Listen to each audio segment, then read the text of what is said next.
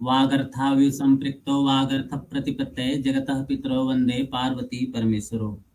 मैं डॉक्टर राजकुमार संस्कृत शौर्यम अनुसंधान संस्थान वाराणसी के तत्वाधान में नेशनल ई कॉन्फ्रेंस का आज 19वां दिन है, जिसका विषय है राष्ट्रीय शिक्षा नीति के संदर्भ में भारतीय ज्ञान परंपरा। आज हमारे बीच वक्ता के रूप में और मातृत्व के रूप समान प्रोफेसर रश्मि चौधरी मैम, प्रोफेसर शिक्षा शास्त्र विभाग, कला संकाय, काशी हिंदू विश्वविद्यालय, वाराणसी, उत्तर प्रदेश से। आज मैम का संस्कृत शौर्य अनुसंधान संस्थान की तरफ से मैं हार्दिक स्वागत एवं अभिनंदन करता हूं।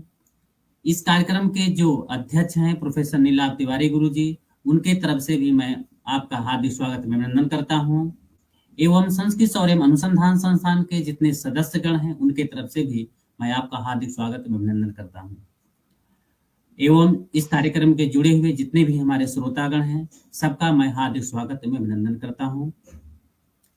मैम का आज का जो विषय है वह बहुत अद्भुत है और हेल्थ पे है। आज आइए हम लोग मैम के आज विषय को सुनते हैं, जो मैम का एक आशीर्वाद के रूप में होगा।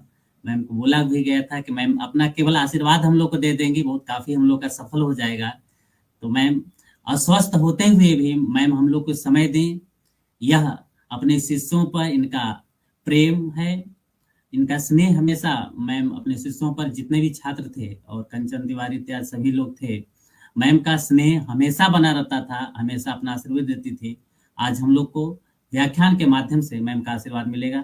चलिए हम लोग व्याख्यान सुनते हैं। धन्यवाद मैम।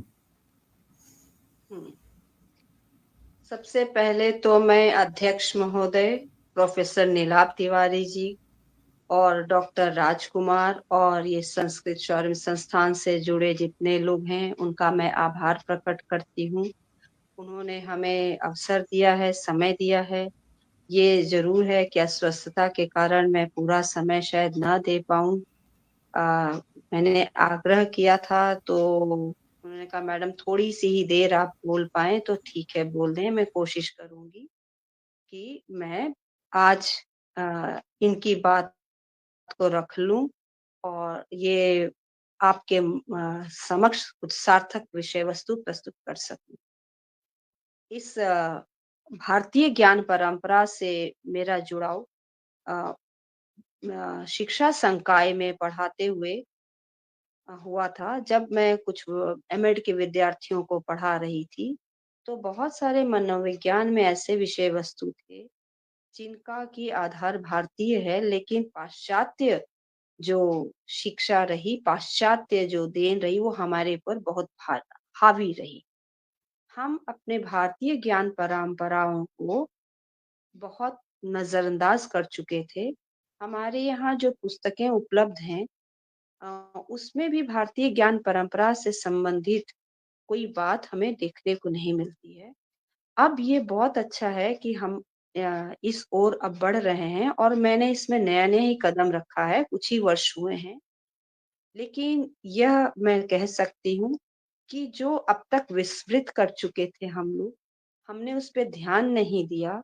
अब ज़रूर ये घड़ी आ गई है, ये समय है कि हम भारतीय ज्ञान परंपराओं से अपने जुड़ें। हर विषय वस्तु के लिए वहाँ पे कुछ न कुछ बहुत हमारे लिए ज्ञान को समृद्ध करने के लिए, संवर्धन करने के लिए हैं। अब तक हम लोग पाश्चात्य दृष्टिकोण से ही चिकित्सा में, औषधि में, चाहे भौतिक विज्ञान हो, रसायन विज्ञान हो, या वो हम कह सकते हैं जो स्पेस टेक्नोलॉजी है, उसको हम लोग देखते आ रहे हैं। ये नहीं भूलना चाहिए कि बहुत सारी इन बातों का, इस संबंधित जो ज्ञान है, हमारे ऋषि मनीषियों ने बहुत वर्ष पूर्व ही अपनी साधना से, कठोर साधना से इसे समृद्ध किया। इसमें कुछ अपना उन्होंने योगदान किया है। इस भारतीय ज्ञान परंपरा की बात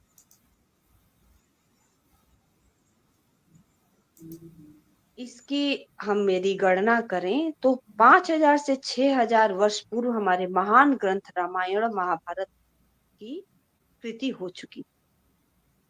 अ, जैसा कि इतिहासकार बताते हैं 1500 से 1200 ईसा पूर्व हमारे जो वेदों की जो अ, बात होती है, वेद कब आए, कब श्रुति के रूप में मौजूद हुए, तो ये उनका काल बताया जाता है, वेदों का काल। आप सभी जैसा जान रहे होंगे, ये कोई नई बात नहीं है, ऋग्वेद हमारे सबसे प्राचीनतम वेद। तो वेद 4 वेद थे जिसमें कि हम लोग ऋग्वेद, यजुर्वेद और सामवेद और अथर्ववेद, हर एक वेद में हमारे पास कुछ न कुछ है। संस्कृत भाषा तब थोड़ी क्लिष्ट होती थी, लेकिन जब श्री कृष्ण भगवान ने अ, अपने उपदेश दिए जो कि हम लोग गीता के रूप में जान रहे हैं, भागवत गीता के रूप में जान रहे हैं। तो भागवत गीता जैसा हमने सुना और पढ़ा, उसमें वेदों का ही सार है। वेदों के जो निचोड़ है, जो गौर रस के रूप में मौजूद है, वह समझने के लिए, सरल बनाने के लिए और उसे वर्तमान में हम उसका क्रियान्वयन कर सकें, ऐसा काम श्री कृष्ण भगवान ने किया। और वो भी कर्म क्षेत्र, युद्ध क्षेत्र में, जब उन्होंने अर्जुन को यहाँ पर उनके ज्ञान चक्षु खोले, अपने ज्ञान ये गीता में अपने उपदेश देते। हम बात कर रहे हैं मनोवैज्ञानिक पक्ष की, और हमारे साइको सोशल जो इशू, साइकोलॉजिकल इश्यूज जो है मनोवैज्ञानिक, इसमें हमारे वर्तमान में हम देख रहे हैं और पहले भी था, ये जो हमारे अ, जो मानसिक अस्थिरता, अस्वास्थ्य, ये चीजें आज बहुत ज्यादा बढ़ चुकी हैं और हमारे बच्चों और विद्यार्थियों को इसकी बहुत आवश्यकता होती है, और कहीं न कहीं उन्हें मनोचिकित्सकों की भी सहायता लेनी पड़ जा रही। तो ये मनोविकार इस तरीके के क्यों हो रहे हैं, क्या है, इसको हम पहले जानें। तो जो हमारे अंदर अनावश्यक भय है, इरेशनल फियर्स जिसे हम कहते हैं, इसके साथ दुश्चिंताएँ, चिंताएँ भी, कुछ चिंताएँ ठीक हैं, लेकिन कुछ चिंताएँ जो अनावश्यक हैं, जो हमारे मन में अवसाद हैं, जो हमारे जो तनाव है आज, ये व्याप्त है। हमारे यहाँ हम देख रहे हैं कि बहुत ज़्यादा ये अ कॉम्पिटिशन का युग, विद्यार्थी एक को एक से एक कुछ पाना चाहते हैं। ये जो इनकी इच्छाएँ हैं, ये कामनाएँ हैं, ये जड़, ये हम कारक कह सकते हैं, जिसके कारण इतना ज़्यादा मन में कोई द्वंद, विषाद, डिप्रेशन, घबराहट, भय, दुश्चिंता, ये जब हम श्री कृष्ण ने कहा है कि आप अपनी इच्छाओं को, अपनी कामनाओं को जब आप नियंत्रित करें और उन इच्छाओं से मुक्त होकर, इच्छाएं से युक्त होकर के आप यदि कर्म करेंगे, तो वो सफलता नहीं मिलेगी।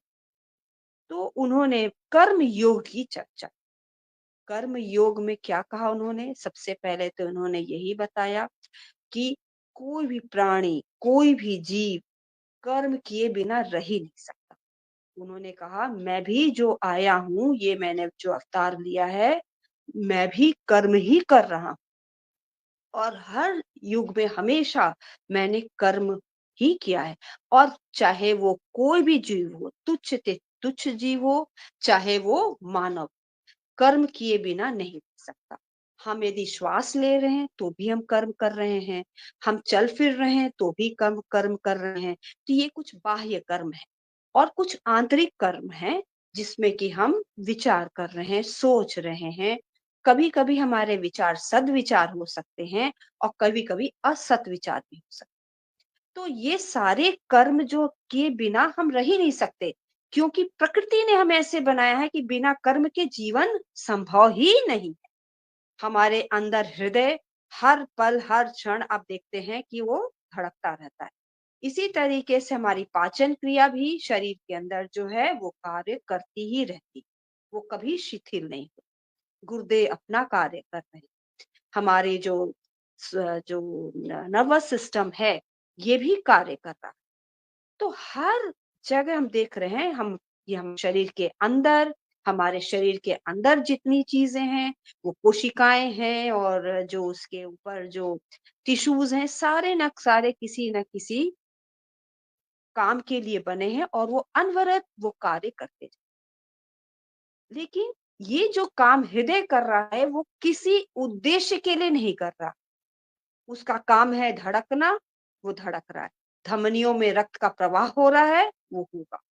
हमारे लंग्स जो संकुचित हो रहे हैं, आकुचित हो रहे हैं, वो अपना कर्म किए जा रहे हैं। उसी तरीके से मनुष्य को भी अपना कर्म करते रहना है। कर्म जो आप करेंगे, तो वो कर्म के पीछे आपकी कोई इच्छा, लालसा या कामना नहीं होनी चाहिए। आज हमारे विद्यार्थियों में इसकी बहुत बड़ी कमी। ये कहीं न कहीं हमारे शिक्षा का ही दोष है। जो आज हम शिक्षा पद्धति अपनाए हुए हैं, वो कहीं पाश्चात्य शिक्षा पद्धति से बहुत ज़्यादा प्रभावित है। हमारे शिक्षा में प्रारंभिक चरण से ही हम देखें, वहाँ पर अपने को साधने की जो क्रियाएँ हमारे मनीषियों ने बताई हुई हैं, वो वहाँ से पूरी गायब हैं। हम बच्चों को राइम सिखाते हैं, अंग्रेजी राइम सिखा रहे हैं। अ, बाह्य लोक से संबंधित चीज़ों में हम मोबाइल सीख रहे हैं, कंप्यूटर सिखा रहे हैं। अंदर की ओर झाँकना, ये हमने एकदम नहीं शुरू किया है। और ये सारी चीज़ें हमारे गुरुकुल पद्धति में प्रारंभ से सिखाई जाती। जीवन की एक दिनचर्या जो थी, वो बहुत अ, सुबह के जब सूर्योदय के पहले से शुरू होती थी और संध्या तक होते-होते वो पूर्ण होती थी और उसमें सारे वो क्रिया कर्म उन्हें बताए जाते थे कि क्या करना है। वो अपने को स्वच्छ करने, शौच आदि से धो करके करने के साथ गुरु के लिए जो यज्ञ के लिए और जो चीज़ें आवश्यक है करने के पश्चात उन्हें अपने भी कुछ करने के लिए सिखाया जाता था, जिसमें कि मेडिटेशन, ध्यान करना ये बचपन से ही सिखाया जाता था। परित्याग करना, घर छोड़ कर के विद्यार्थी ऋषि के पास गुरुकुल में रहते। तो ये सारी चीज़ें वहाँ और वहाँ सादगी बहुत बड़ी बात थी। वहाँ पर गुरु जो कहता था वो सीखना है और योग उनका जीवन का महत्वपूर्ण जीवन शैली के रूप में था। तो कृष्ण जो अपने जो उपदेश दिए हैं, उसमें 2 बातें महत्वपूर्ण हैं। हमारे विद्यार्थियों के लिए आज शिक्षा के क्षेत्र से मैं हूँ, तो इसलिए इस पे मैं ज़्यादा प्रकाश डालना चाहूँगी कि हमें कर्म योग विद्यार्थियों को बचपन से सिखाना। कर्म योग का मतलब है कि हम कर्म करें, लेकिन उसके परिणाम, उसके फल के बारे में ना सोचें। कर्म ये नहीं है कि हम जैसे-तैसे कोई कार्य कर दें। पूरी निष्ठा के साथ, पूरे परफेक्शन के साथ हम अपने जो कार्य करें, तभी वो कर्म कहलाएगा। तो हम जब कर्म कर रहे हैं, तो कर्म में उन्होंने कहा है कि एक हमें लालसा रहित, कामना रहित कर्म की बात कही है, निष्काम कर्म की बात कही है। यदि इसमें हमारी इच्छाएँ जुड़ जाती हैं, तब वो वो फल देने वाला नहीं होगा। श्री कृष्ण ने कहा है कि कर्म पे आपका अधिकार है। उठो अर्जुन और तुम अपना गांडीव उठाओ। तुम्हारा काम है कर्म करना। युद्ध क्षेत्र में तुम आ गए हो, तुम्हें युद्ध करना ही होगा। और ये यदि नहीं करते हो, तो ये बहुत बड़ी तुम गलती कर रहे हो।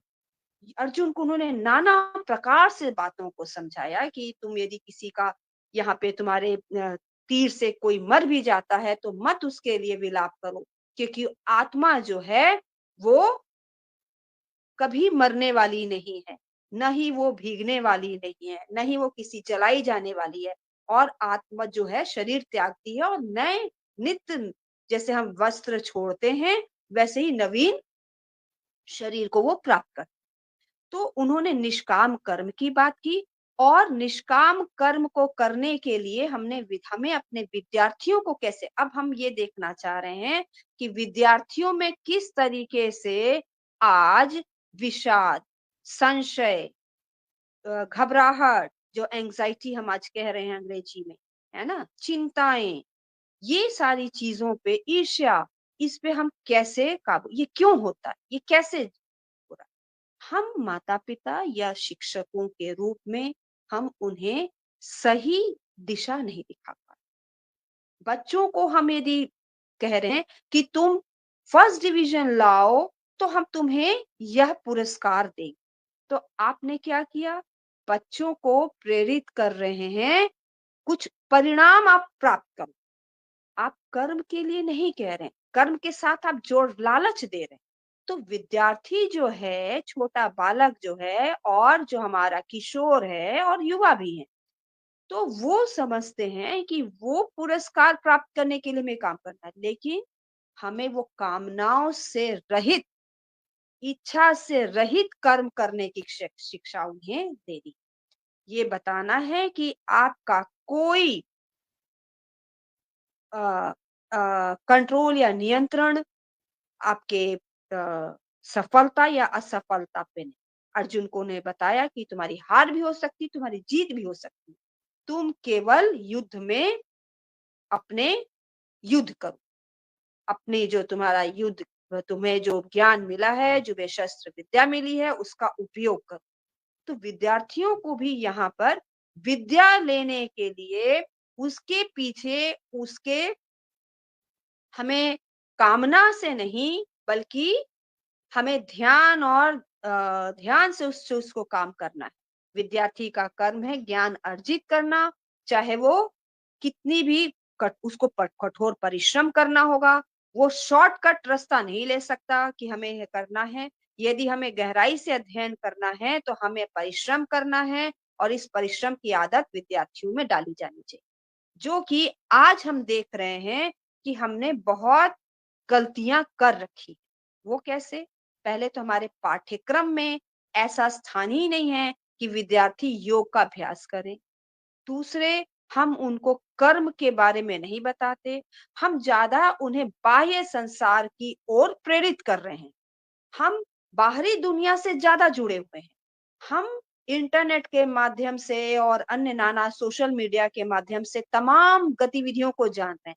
लेकिन हमने क्या कभी प्रयास किया कि उन विद्यार्थियों को अंदर की ओर भी अपने आत्म को जानने के लिए हम उन्हें प्रयासरत्न करें? नहीं, कभी नहीं किया।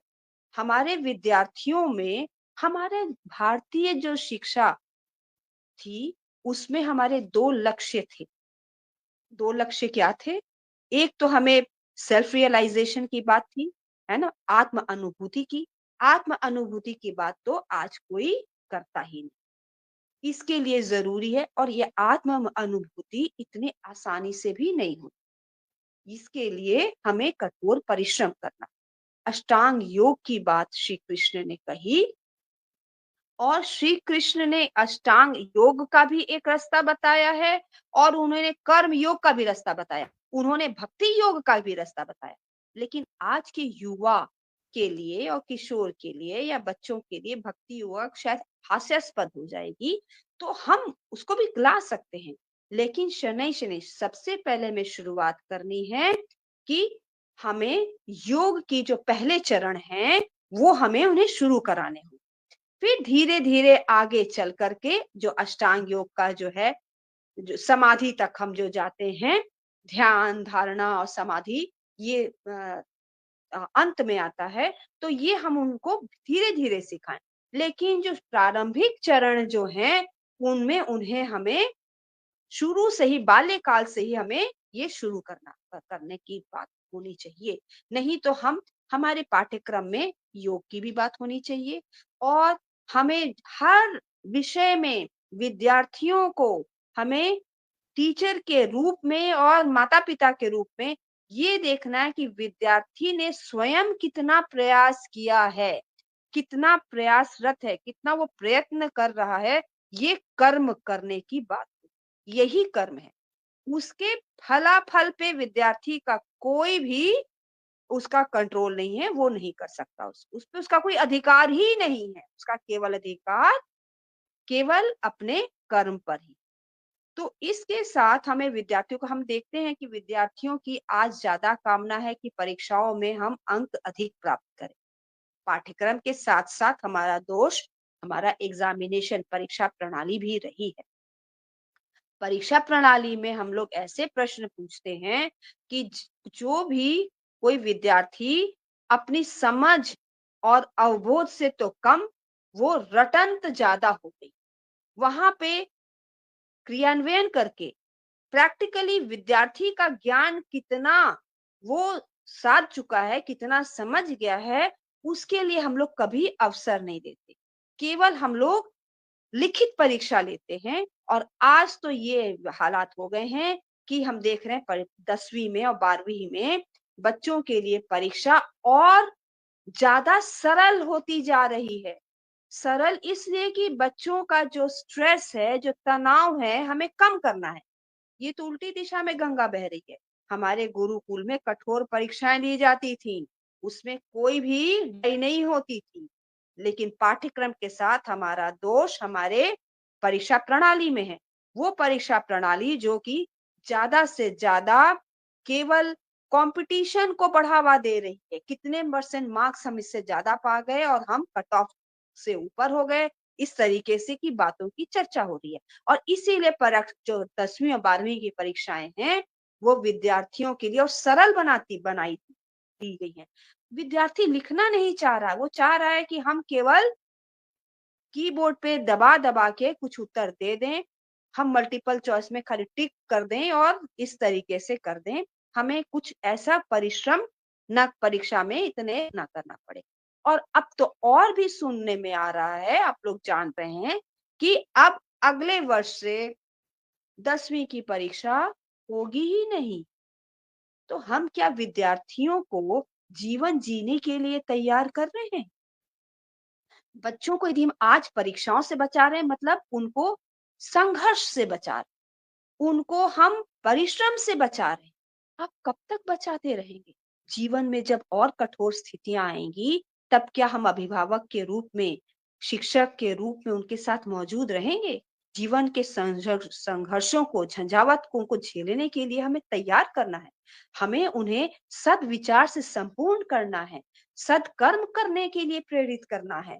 हमें उन्हें जैसे श्री कृष्ण ने मोटिवेट किया था कि आप घबराएँ नहीं, आपको अपने कर्म करने हैं। यदि आप कर्म करते रहेंगे, निष्ठापूर्वक कर्म करेंगे, तो आपके मन में आशंका, भय, दुश्चिंता ये सारी चीज़ें नहीं रहेंगी। अपने कामनाओं पे, लालसाओं पे आप इंद्रियों को साधें। इंद्रियों को साधने की बात श्री श्री कृष्ण ने कही। उन्होंने कहा कछुआ जैसे अपने सारे अंगों को बटोर लेता है, ये अच्छा-सा ये श्लोक डॉक्टर राजकुमार मेरे लिए पढ़ देंगे, तो वो उसमें उसी तरीके से हमें अपने इंद्रियों को अपनी ओर समेटना है। लेकिन इंद्रियों को समेटना ही पूर्ण नहीं है। यदि हम जल का त्याग कर दिए, भोजन का त्याग कर दिए, लेकिन हम सोच रहे हैं भोजन के स्वाद के बारे में, भोजन के बारे में, तो हम अपने मन से तो जुड़े ही हुए हैं। तो जो विषयों से भी हमें बचना है। विषय जो हमारे मन में चल रहे हैं, हम भले ही नहीं खा रहे हैं, भले ही नहीं पी रहे हैं, वो वैसे काम नहीं कर रहे हैं, फ़िल्म नहीं देख रहे हैं या इस तरीके से कि नहीं हमें ये नहीं करना, ये अनुचित है। तो इस पे लेकिन हम सोचे चले जा रहे हैं, तो वो भी हमारे ये योगी की उन्होंने बताया था कि योगी मनुष्य कैसे होते हैं, व्यक्ति कैसे होते हैं, तो उसमें उन्होंने बताया था कि योगी मनुष्य जो है जितनी निद्रा है वो लेते हैं, जितना आहार आवश्यक है वो लेते हैं, जो जो आवश्यक उन्हें जो चीज़ें हैं वो करते हैं, वो ना कि एकदम निष्काम करके भी हम ये सोचते हैं कि कहीं सफल और असफलता के कर्म योग में उन्होंने कहा है, हम कभी सफलता और असफलता के से बचना चाहते हैं, तो हम कर्म ही ना करें, तो ये अकर्म भी नहीं हमारे लिए सही है।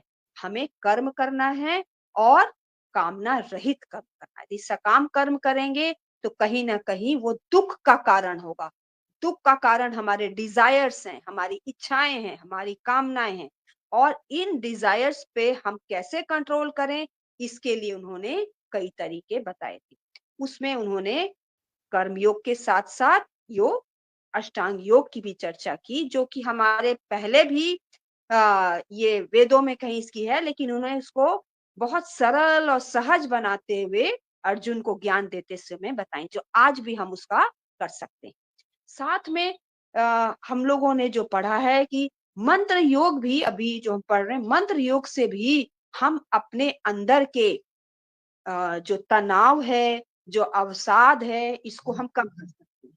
हमारे यहाँ बुद्धि को तीक्ष्ण करने के लिए जो गायत्री मंत्र है, ये विद्यार्थियों को यदि बचपन से यदि सिखाया जाए और उनसे ये उच्चरित कराया जाए, उच्चारण कराया जाए, तो कहीं न कहीं उनकी और ये इस पर एक्सपेरिमेंट्स किए जा चुके हैं, प्रयोग हो रहे हैं कि जब मंत्र जाप होता है, तो हमारे ब्रेन में जो वाइब्रेशंस हो रही हैं, वो किस प्रकार की हो रही हैं और कितनी ज़्यादा उनकी और हमारी ज्ञान परंपराओं को विदेशियों ने अपने विद्यार्थियों को स्कूलों में शुरू किया है। कुछ जर्मनी के स्कूल और कहीं और पाश्चात्य देशों के स्कूलों का हमने देखा कि वहां पर विद्यार्थियों को न, मंत्र कौन से ये गायत्री मंत्र और जो अन्य मंत्र हैं जो बहुत हमारे लिए सद्विचार के लिए और हमारे अंदर के द्वंद को और कामनाओं को जो हमें कंट्रोल कर सकें, नियंत्रण कर सकें, वो जरूर।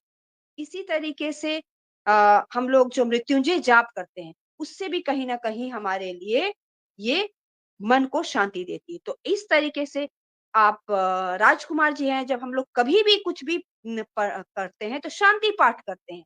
तो शांति पाठ हम सबके लिए करते हैं, पर्वतों के लिए, नदियों के लिए, औषधियों के लिए, हम सब में उसमें कुछ ना कुछ एक देखते हैं कि ये पत्थर हमारे लिए नहीं है, ये पहाड़ हमारे लिए पत्थरों के संग्रह नहीं है, ये नदियाँ ये निर्जीव नहीं है, सभी सजीव हैं।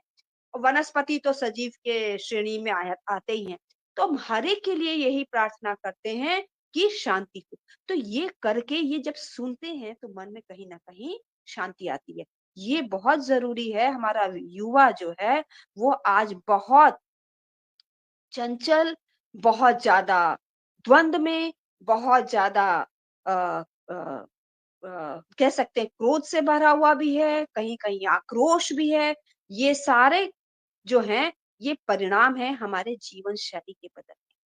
तो हमें पढ़ाई ज्ञान तो देना है, लेकिन हमें ज्ञान के साथ उस ज्ञान का कैसे उपयोग हो और हमारे जीवन शैली को साधने की भी प्रक्रिया हमें सिखानी है। नहीं तो देखिए विज्ञान से ही हमारे लिए हित में भी काम होता है और हमारे अहित का भी होता है। विद्यार्थियों को यदि विवेकपूर्ण ज्ञान से संपन्न करें, विवेकपूर्ण ज्ञान जो ज्ञान का वो भलाई के लिए उपयोग करें, ना कि वो दुरुपयोग करें। एक ही ज्ञान का आप जान रहे होंगे कि जो इंजीनियर्स बने, रासायनिक वैज्ञानिक थे, कैसे उन्होंने उसका दुरुपयोग किया और उससे लोगों के मारने के लिए काम किया। तो वो क्या हुआ? सद्विचार रहित ज्ञान। तो जब हमें ज्ञान देना है तो ज्ञान के साथ उन्हें उन्हें वो दायित्व भी सिखाने हैं, वो सद्विचार के साथ देना है। तो हम इस परिपाटी को कैसे शुरू करें, कब शुरू करें, ये मंथन का विषय है और ये ज़रूरी है कि हम कुछ संदेश अपने जो भारतीय ज्ञान परंपराएँ हैं, उसमें झाँकें, उसमें जाएँ उसका पुनरावलोकन करें क्योंकि बहुत दिनों से ये विस्मृत रही हैं, परित्यागित रही हैं और हर क्षेत्र में इसका न कहीं-कहीं हम देख रहे हैं कि इतना वो यहाँ इतना समृद्ध है कि आज जो हमारे वैज्ञानिक बाहर के भी हों, पाश्चात्य उसी से कहीं न कहीं ले रहे हैं और उसी पे वो शोध करके आगे बढ़ रहे हैं, फिर हम उनके पीछे चल रहे हैं। तो हमें उनके पीछे नहीं चलना है, हमें अपने मनीषियों से जो हमारे पास एक इतना हमारे पास देन है उनकी, उसको हम देखें उसको समझें और उसका उपयोग करें। तो मनोविज्ञान के पहलू से मैं ये बताना चाह रही हूँ कि जो आज हमारे बच्चों में जो तनाव है, उसको हम तनाव को दूर करने के लिए कर्म योग का और योगासन का या अष्टांग, अभी हम केवल योगासन तक ही करते हैं। हम लोगों ने उस चीज़ को तो छोड़ ही दिया। ध्यान, धारणा, समाधि तो एकदम अभी एकदम दूर की बात है। ज़्यादा से ज़्यादा हम प्राणायाम करा लेते हैं, हम आसन करा लेते हैं, इतना ही कराते हैं। तो ये बाह्य है ना? ये सारी चीज़ें क्या हैं? लेकिन आंतरिक रूप से जब हम अपने आप को नियंत्रित करें, अपने इंद्रियों को नियंत्रित करें, इंद्रियों को नियंत्रित करने में अष्टांग योग का बहुत बड़ा योगदान है। तो बच्चों को हम लोग शुरू में तो हम उन्हें नहीं कर सकते कि तुम समाधि में लग जाओ या धारणा करो, लेकिन हम शुरुआत में ध्यान तो करवा सकते हैं, उसकी हम आदत डलवा सकते हैं। 5 मिनट, 10 मिनट, 15 मिनट ये करवा सकते हैं। तो स्कूल के पाठ्यक्रम में ये करवाने की ज़रूरत है। जब वो कर्म करे, तो ये देखा जाए कि वो स्वयं से कर रहा है और उसको हम उसके लिए कृष्ण ने देखिए मोटिवेशन भी दिया है, अभी प्रेरित भी किया है, जिससे अर्जुन प्रेरित होगा, उठ खड़े हुए। उन्हें लगा हाँ, ये मुझे करना चाहिए। तो कृष्ण से बड़ा कोई गुरु हो नहीं सकता, वो मैनेजमेंट में भी उनको प्रबंधन शास्त्र शास्त्र में भी उन्हें पढ़ा जा रहा है, मनोविज्ञान में भी पढ़ा जा रहा है, तो हमें विद्यार्थियों को कर्म करने के लिए अभिप्रेरित करना होगा। शिक्षकों को भी ऐसी ट्रेनिंग देने की ज़रूरत है कि हम विद्यार्थियों को कैसे कर्म करने के लिए प्रेरित करें। ना कि केवल वो जो उनको परिणाम आ रहा है कर्म का, उस पे लक्ष्य ना होना चाहिए। लक्ष्य हमारा कर्म होना चाहिए कि हम सत्कर्म करें और अकर्म से भी बचाना। अकर्म से विद्यार्थियों का कार्य नहीं हो सकता। आज के विद्यार्थी हमारे कल के नागरिक हैं और उनकी ही जो कर्म क्षेत्र से जो निकलेगा, हमारा भारतवर्ष समृद्ध होगा। इसलिए विद्यार्थियों को हमें अपने इंद्रियों को साधने की, मन को साधने की, और ये तो मनोविज्ञान में चर्चा है और मैं अभी उसके बारे में नहीं बताऊंगी कि कैसे इंद्रियां, मन, बुद्धि, हमारा सब कॉन्शियसनेस है ना, ये सारी कैसे एक दूसरे से जुड़ी हुई हैं, सब में समरसता है। हम जो कहते हैं बॉडी, माइंड एंड कॉन्शियसनेस, ये तीनों हार्मनी में काम कर रही है। तो इसलिए इन सबको बारे में हमें विद्यार्थियों को कैसे हम अपने को, अपने इमोशंस को कंट्रोल करना है, भावनाओं को हमें नियंत्रित करना है। द्वेष आ गया, ईर्ष्या आ गई, गुस्सा आ गया और हमने उठा करके चाकू से वार कर दिया। अमेरिका में रोज ऐसे घटनाएं घट रही हैं, हर 4 दिन पे एक घटना आ जाती है कि एक बच्चे ने पिस्तौल उठाई और अपने शिक्षिका को गोली मार दी। किसी बच्चे ने उठ करके आकर के क्लासरूम में अपने मित्रों पे, जो उनके क्लास में संगी साथी हैं, उन पे गोली मार दी। तो ये क्रोध को इस तरीके से हम बाहर निकालेंगे, ये तो क्रोध की भावना को हम दबाने की बात नहीं करते। क्रोध हो ही ना, ये चेष्टा की जानी चाहिए। हमारे यहाँ हमारे यहाँ माना जाता है कि हम जन्म से ही हमारे अंदर सारे गुण निहित हैं। हमारे में कोई दैवीय प्रवृत्ति पहले से ही है। हमारे में दानवी प्रवृत्ति नहीं है, जैसा कि अंग्रेज या अमेरिकी मानते रहे। उनका मानना था कि हमारे में दानवी दानवी प्रवृत्ति है, उसे हमें बहुत कठोर दंड दे करके नियंत्रित करना है। लेकिन हमारे यहाँ के हमारे भारतीय परंपरा से समृद्ध जो विचार वाले लोग हैं, उनका मानना है, हम लोगों का ये जो कि सही भी है, कि हमारे अंदर अच्छाई कूट-कूट के भरी हुई है। जन्म से ही हमारे यहाँ परफेक्शन है, परिपूर्णता हमारे अंदर है, उसे बाहर लाने की ज़रूरत है, उसे प्रस्फुटित करने की ज़रूरत है और ये प्रस्फुटित करने का कार्य शिक्षा के द्वारा, शिक्षकों के द्वारा ही संभव है। और शिक्षा का मतलब किताबी ज्ञान से कदापि। हम केवल किताबी ज्ञान से विद्यार्थियों के दिमाग को भरना चाह रहे हैं, वो गलत है। हमें उन्हें साथ-साथ जीवन में कैसे जीना है, अपने इंद्रियों को कैसे नियंत्रित करना है, अपने संवेगों को कैसे नियंत्रित करना है, धीरे-धीरे संवेगों को, इस तरीके के संवेग हो ही ना, तो ये हमें उनकी इच्छाओं या डिज़ायर को कम करना है। ये हमें ये अनासक्ति की बात की गई है ना? कि आसक्ति किसी चीज़ के प्रति होगी, तो उसके प्रति आसक्ति के प्रति हम लोग उसको प्राप्त करना चाहेंगे, प्राप्त नहीं कर पाएँगे, तो हमारे मन में फिर क्रोध होगा और वो दुःख का उसके कारण हमारी बुद्धि का हनन होगा, बुद्धि के हनन के कारण हम और गलत कार्य करेंगे जो कि दुःख का ही कारण होगा। ये बहुत अच्छे तरीके से बताया गया है, तो इसलिए विद्यार्थियों के लिए ज़रूरी है कि हम चाहे अष्टांग योग हो, कर्म योग हो, मंत्र योग हो, ये आज क्रियान्वयन करने की ज़रूरत है, ये संभव है इसका क्रियान्वयन। और इसके द्वारा हम विद्यार्थियों को अपने मन को, इंद्रियों को साधने की कोशिश करें, अपने संवेगों पे नियंत्रण करने की कोशिश करें और धीरे-धीरे आगे चल कर के खाली इतना ही नहीं, सेल्फ रियलाइजेशन आत्म आत्म अनुभूति की ओर अग्रसर करें। हमारे भारतीय परंपरा में स्पिरिचुअलिटी की बात की गई है ना? हमें आध्यात्मिकता की ओर बात की गई है। इससे मन की शांति बढ़ती मन की शांति बढ़ती है। तो इसलिए हम शुरुआत में बहुत बच्चों से छोटे बच्चों से कठिन कार्य तो नहीं करा सकते। बहुत देर तक हम उनको समाधि नहीं करवा सकते। बच्चे का मन चंचल होता है। उस चंचलता को नियंत्रण करना पहले सिखाना है। सादगी से रहना सिखाना है। हमें उन्हें दूसरों के संग किस तरीके से भला व्यवहार करना है, ये सिखाना है और इसके लिए हमें जीवन शैली में परिवर्तन करना है। माता-पिता को भी साधने की ज़रूरत है, अपने आप को, उनको देख के विद्यार्थी सीखते हैं।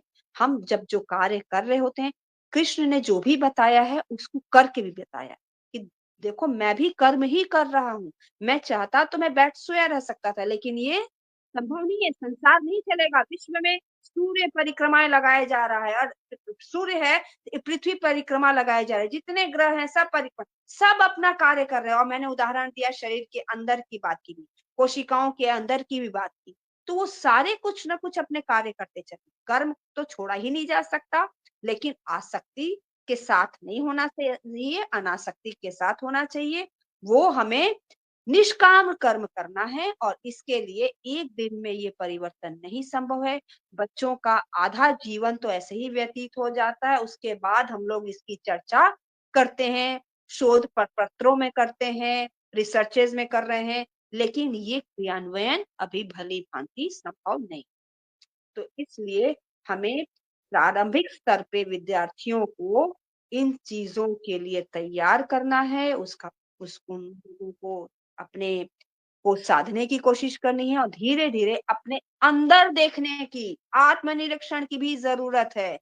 और ये करने के लिए हम ये को कह सकते हैं हर विद्यार्थियों को कि रात को तुम सोने के पहले एक बार सोचो तुमने आज कौन से अच्छे काम किए, कौन से तुमने गलत काम किए, वो तुम सोचो। ये आत्मनिरीक्षण करने का मौका कम से कम हर विद्यार्थी को रात में करने के लिए प्रेरित करना होगा, जिससे कि समझे हाँ, आज मैंने गलत काम किया और फिर वो प्रार्थना करे कि हमने जाने-अनजाने में, चाहते हुए अपने आँखों से, अपने पैरों से, अपने कानों से या किसी तरीके से हमने यदि कुछ गलत किया है, तो हमें क्षमा करें।